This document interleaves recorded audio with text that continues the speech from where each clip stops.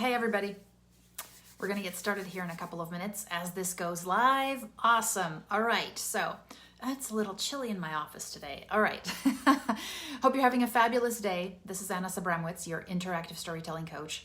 And today I wanted to talk to you about, I got a question from somebody about, they just saw my webinar. They're excited about interactive stories. They have a great question, and it's really about, how do you get started with an interactive story? I'll read you the question, but basically it's about what if you are not wanting to be a freelancer, you actually want to work for an organization, but the current one's holding you back. Or not holding you back, but let's say that they're not really open to interactive stories. How do you craft something? What are some details around that? And then the other thing I want to tell you about today is our program, because a lot of people ask me, they're like, Anna, what do you actually do? What do you actually offer? I know you offer these, jump on the call with me, but I want to get more involved. What's the deal? All right. So I'm going to tell you about that today as well. Now, I'm just going to open up my chat so I can see you guys saying hello.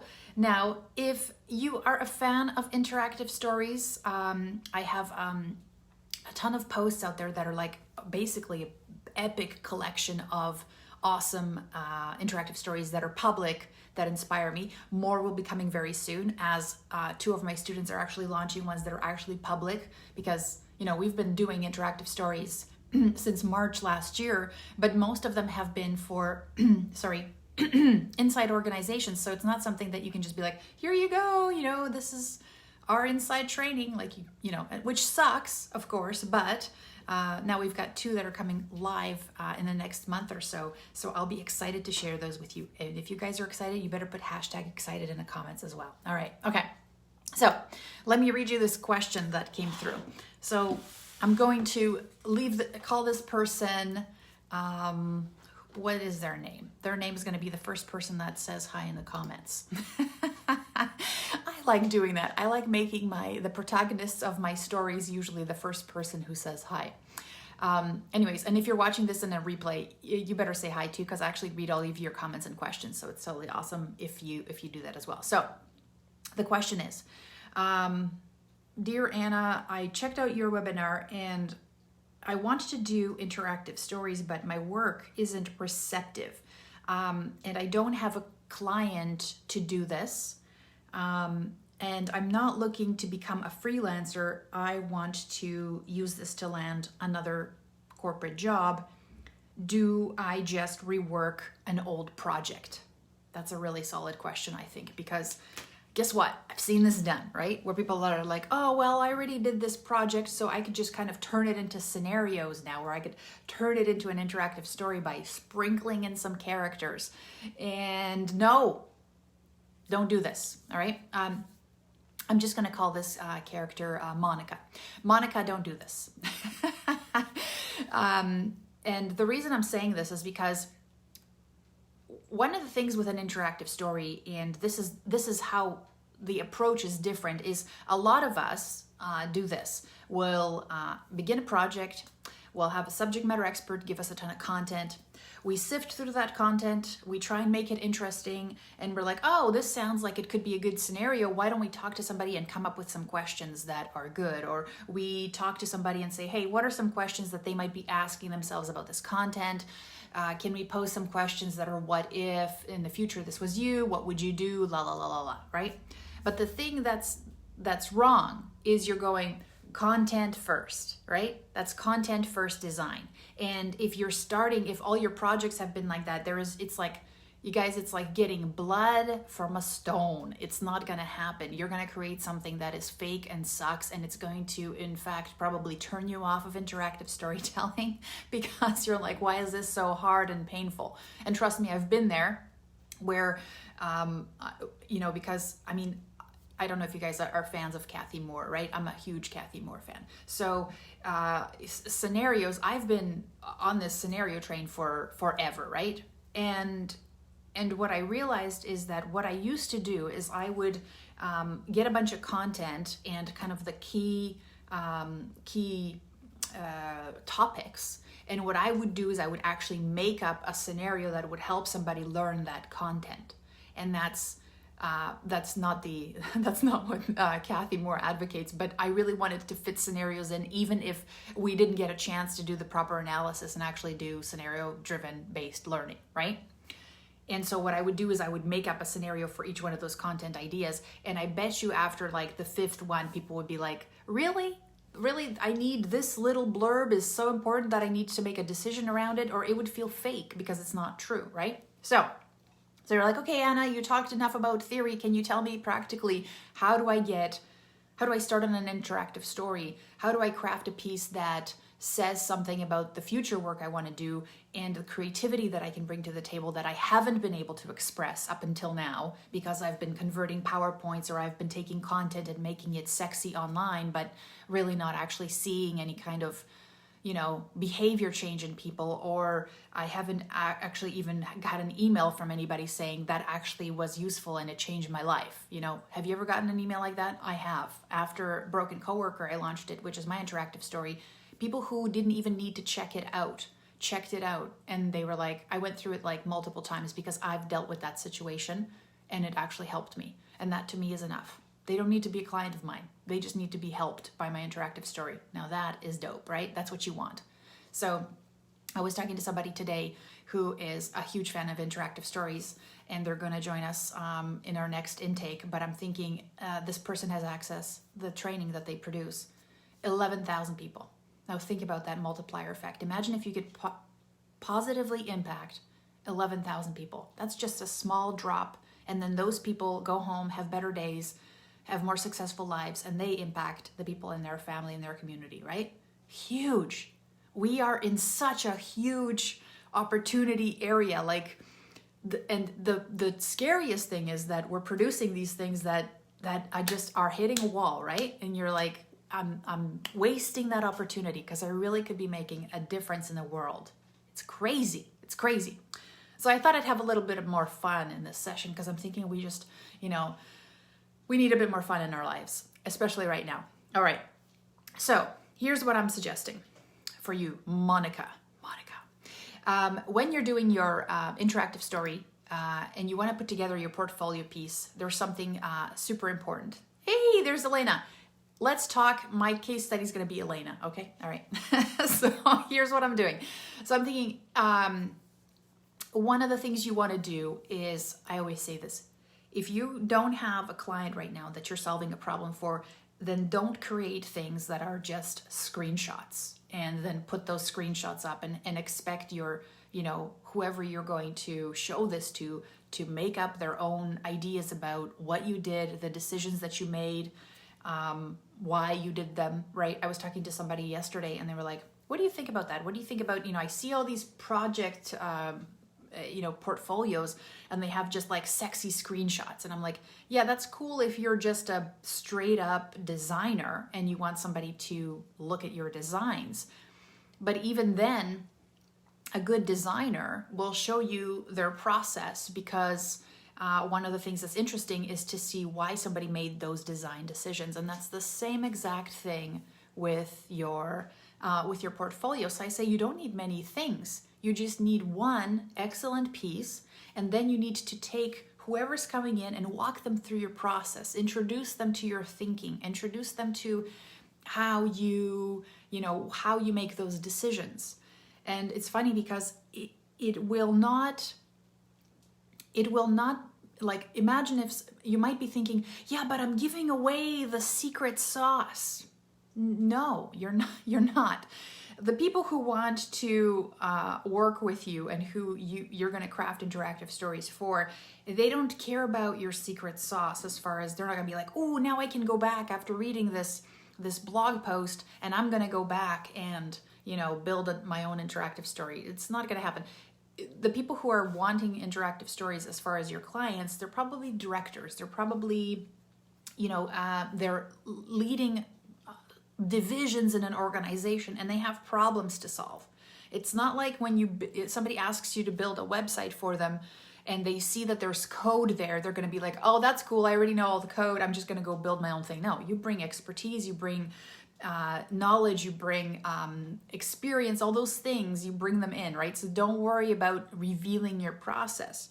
what you're trying to showcase in your portfolio is, one, are you cool to work with? Because if you're a freak or you're disagreeable or you don't like clients or you don't like feedback, then people won't want to work with you. So really the number one thing you have to build into your portfolio is not only showcase what you can do, but showcase the kind of person you are and the kind of person that is open to collaboration, that likes working with people, that enjoys discovering the special nuances and context of somebody's work. Like those are things that people care about, right? So if you throw up a bunch of pages, nobody knows anything about you other than the fact that you can take screenshots, and they don't even know if those are yours, right?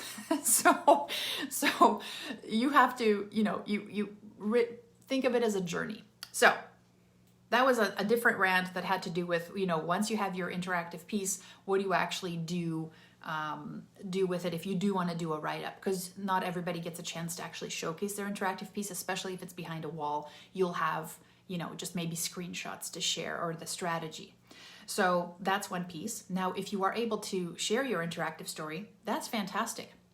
I would, and if you're designing it and you have no clients, what I suggest is pick a topic that you're very passionate about. And I suggest not L&D. I know a lot of us are passionate about L&D, but some of the best topics are for mass consumption are going to be things that are going to help people with their everyday lives. Like if I just recently talked to some people and their interactive stories are going to be, they had some ideas and it was, let me think of it because it was super awesome. Oh yeah, it was like, how to help people apply, let's say people who need to apply for citizenship. I'm like, that's so awesome, right? Like helping people solve a real problem, how to do this, where do people make mistakes, how to negotiate on a salary, right? How to show up at an interview, like, even if you're on Zoom, how do you do that now? All kinds of things that you probably have a little bit of expertise on, or people that have expertise on it, that you could actually help other people out there in the world do something better. Now, I know this isn't for everybody, of course. Some of us are like, okay, I'm not going to do anything until I have like a client and a project and they're paying me to do this. That's fine. That's fine. That's fine. There's those kinds of people. That's fine.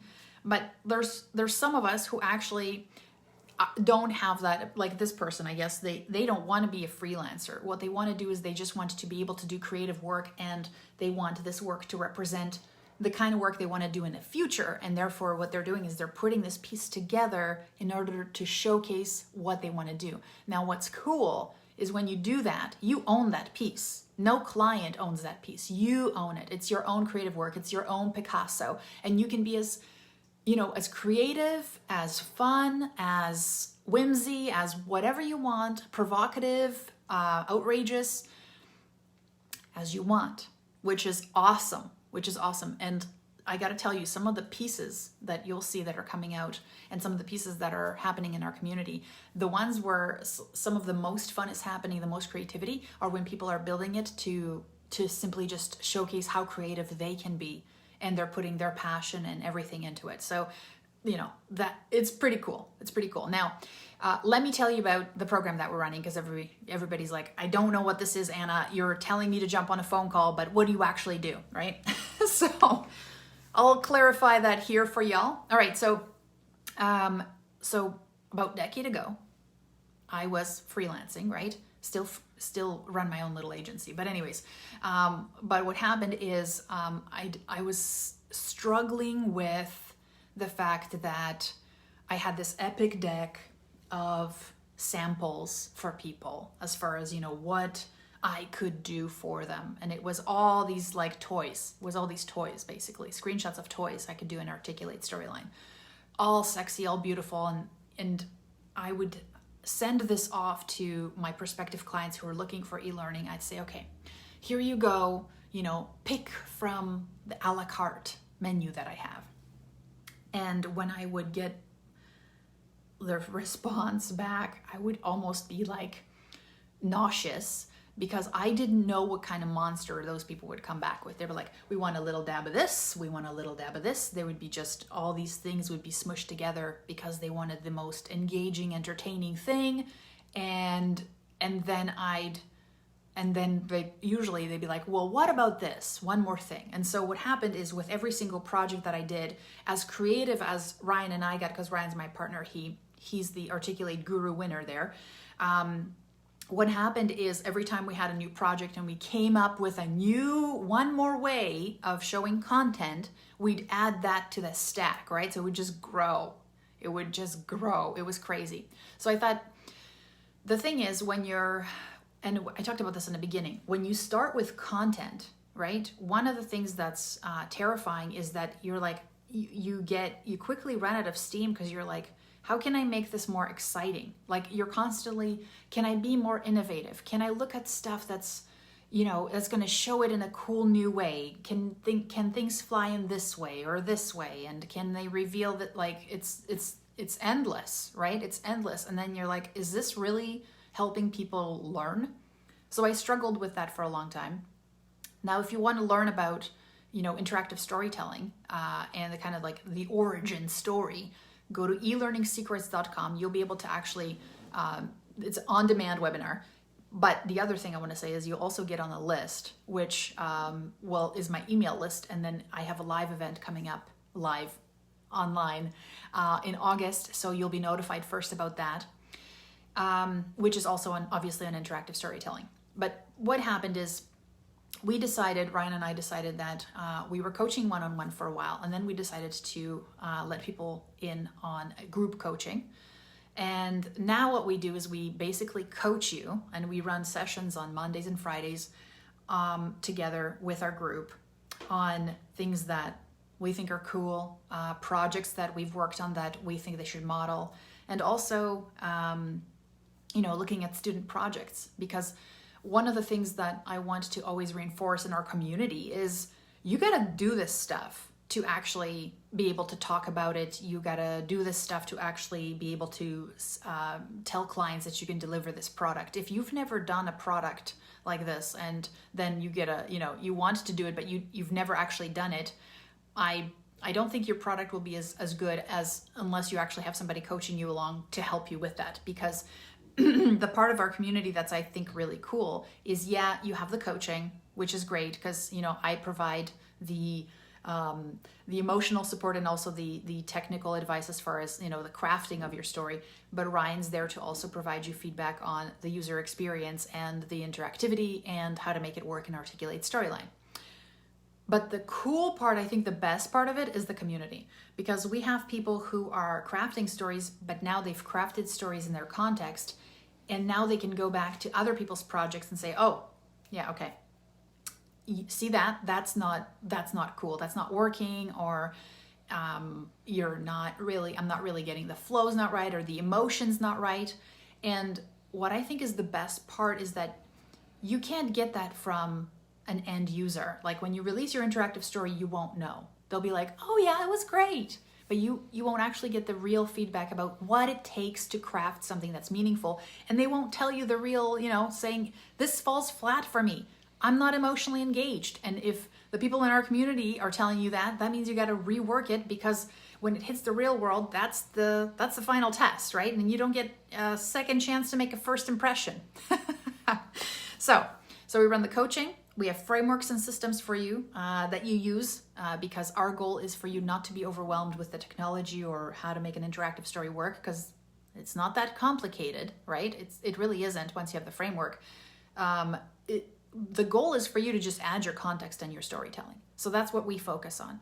And then the community's there to, keep you honest and give you the kind of feedback that you'd get if you really wanted 40 other people to be like, hey, look at my thing and tell me if it's good, right? And those people actually understand what you're doing and can be very specific in addressing where you're actually falling flat. Now, not everybody likes that. Most people aren't really used to getting candid feedback. They're used to getting applause and likes and shares. And I get that. But if you're the kind of person who's kind of craving to take yourself to the next level and knows that feedback and that candid coaching is actually what's going to take you there, then that's why I talked about the program, because I want you to know exactly what we're going to be talking about during your call, right? So the thing is, I talk to you when I ask you to jump on those calls with me, the strategy session. I ask you a bunch of questions about where you want to take yourself. And during the call, we really talk about that, because it's not for everybody. Some people really just want to, lead teams who are doing this stuff. Some people are really looking to be, some people are looking for a certificate in instructional design. That's not what this is all about. And some people are looking for a way to learn needs assessment, or a way to learn more about gamification. That's not what this is about. This is about us figuring out, do you want to craft something powerful, and what's your timeline? If your timeline is very soon, then this is awesome. And then what you can do is you can figure out, hey, is this the kind of thing that is what Anna's doing? Is it aligned with where I want to take myself? That's basically what these calls are about. And one of the things that I think happens, and there's a clarity that happens as a result, is I ask you some tough questions, because I think a lot of people enjoy consuming information. A lot of people enjoy reading new books, learning new things, but then, to actually break past the plateau, you actually got to deliver. So some people are not ready. Some people they want to sit back and explore, right? If you're ready, actually, and you want to check out to see if this will help you, I would love to talk to you. I would love to see if we can actually collaborate to make your interactive story a reality. So, to recap, if you want to craft your own interactive story, I suggest, even if you don't have a client or your employer's not going to give you a project, but you still want to craft something to showcase what you can do and, flex that storytelling muscle, what I suggest is you pick a project where you're going to be helping other people, regardless of what the topic is. I just heard somebody, they shared with me that they wanted to teach people about how to capture and release feral cats, and how they can actually be neutered or fixed and actually be this is a good thing for society, right? Or this community. I'm like, that's amazing, right? Those are crazy. The context is awesome, but it helps people, right?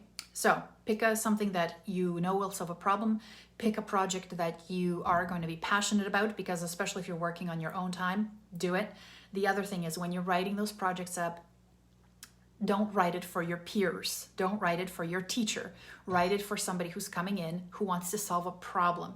How do you do that? How are you going to share with them that you're a credible person, that you're a person who likes to collaborate, and that you're a person who will listen to them, so that they can tell you what their problems are and you can actually effectively give them a suggestion on how to solve them? Because that's what people are looking for. They're looking to fix a problem. They're not looking for the drill when they go to Home Depot. They're looking for a tool to make a hole with. Now, if it happens to be a drill, that's great, but nobody comes in wanting a Makita, right? They're like, no, I have a hole I want to drill. Can you help me? So you're not going to start with instructional design. No. This is what I did. This is the problem my customer had. This is what I did. Or this is the problem I was trying to solve. Here's what I was thinking, right? And if you've got something awesome you want to share, I'd love to see it in the comments. That's exciting. So you want to talk to me? It sounded like this is something you want to explore with me. I'd love to talk to you. Book a strategy session. I'll put the link underneath the video. And otherwise, get on my list. And when the next event comes live about the Interactive Storytelling Masterclass, you will be one of the first to know. All right. So I hope you guys enjoyed this. I went along a little long today, but I just had a lot to say. All right. So if you guys if you found this useful and helpful, you'd better share and like it. Otherwise, I hope you guys are, and Elena says, I think I'm ready. I'm excited to see you in there. It's going to be awesome, Elena. Sorry, you guys have a wonderful rest of the day, and I will see you here again tomorrow, or I will see you on the next strategy session chat. All right. Take care, friends. And thanks for sticking around. Bye.